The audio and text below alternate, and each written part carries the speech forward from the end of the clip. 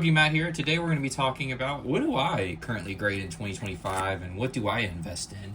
You're going to see a lot in this stack are the secret illustration rares or just regular illustration rares. And the reason being is because I think that these are the most slept on cards of the last couple years. I have a saying, today's modern is tomorrow's vintage. So what that means is when I grade, I think what is going to do well over the next couple years. What are the cards where the easy money has already been made? And man, that's just a beautiful card. That Caterpie right there just peeking at you. Where has the easy money been made? And where are cards that are being overlooked that are going to appreciate really well? Because I like to grade. I mean, look at that. I got that Larvitar illustration rare for $3. There's no way in 5 years that card isn't going to be worth $30, especially after I grade it. I pulled that one myself a couple days ago. Just pulled that from Black Bolt. And so illustration rares, secret illustration rares, you need to look at the set to see what is the pull rates and how rare they are. And speaking of rarity, like look at this hyper rare Pikachu. I pulled it myself, but when I looked at it last, some of these hyper rares were less than $20. And the hyper rares are so incredibly difficult to pull, and they're extremely cheap. So there's no way they're going to go down in price. And even though I think right now public opinion is these are not very pretty, when these cards start appreciating in a few years, I think people are going to have the grass is greener, being like, oh man, we always loved that card. It was always beautiful. And then, yeah, I've seen that happen. Like even with Legendary Collection, for example, when I was growing up, Legendary Collection, they sold it at gas stations. It was probably the least popular set of Pokemon that has ever existed. There's a good secret illustration rare. And yet now it is one of the most expensive, if not the most expensive sealed product to get. And it's loved, which is really crazy to me because, like I said, it used to be a set that nobody wanted. You couldn't touch it with a 10-foot pole.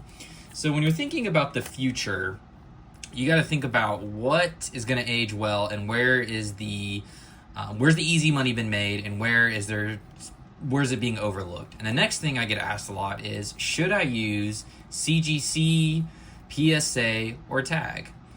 And this is what I'll say. PSA is the gold standard, but it's also the most expensive, and they upcharge, which isn't always, the most fun thing for your wallet.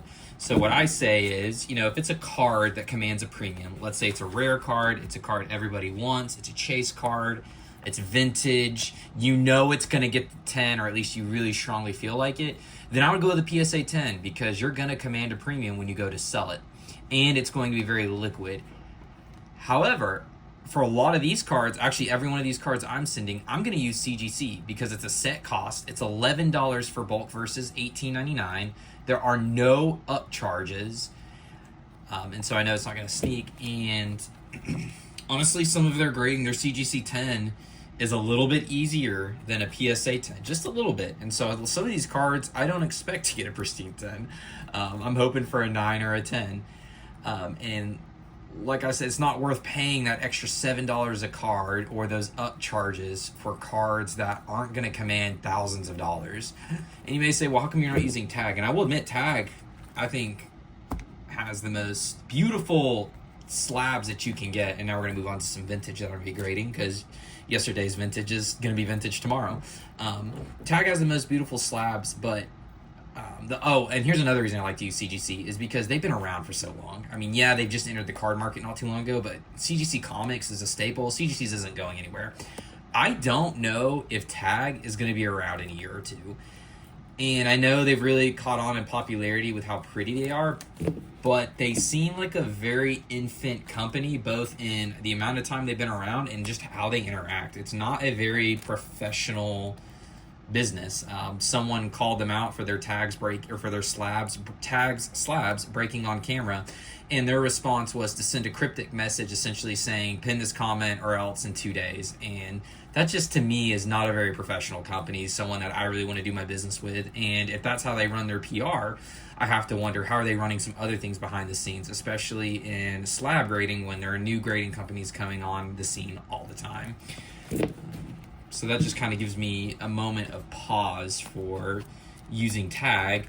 Whereas CGC, yeah, they had that debacle with their fake graded cards, but to be honest, they're handling it very well. They're using their insurance, they're refunding people, and I would have done the same thing as far as grading those cards that were, the alpha and the beta playtest, because one of the co-creators of Pokemon said they were legit. I mean, what more can a company do as far as their homework goes, to say like, yes, these are been verified, because one of the co-creators of Pokemon themselves said these are legit cards. So yeah, everyone gives them a lot of crap about, they should have done more homework, but honestly, I think they did a good job with their homework. They can't help it that someone lied, especially someone as prominent as that figure was.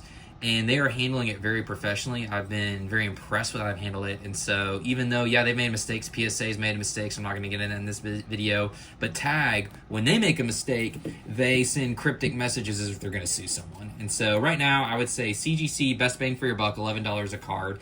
PSA, if you have premium cards, and Tag, until they've been proven that they're going to stand the test of time, I would not waste my time with them as of right now, even though they're the most beautiful slabs. Get a little bell sprout to end the video on. Please like and subscribe for more content. Thank you all. Hope you have a great day. Bye.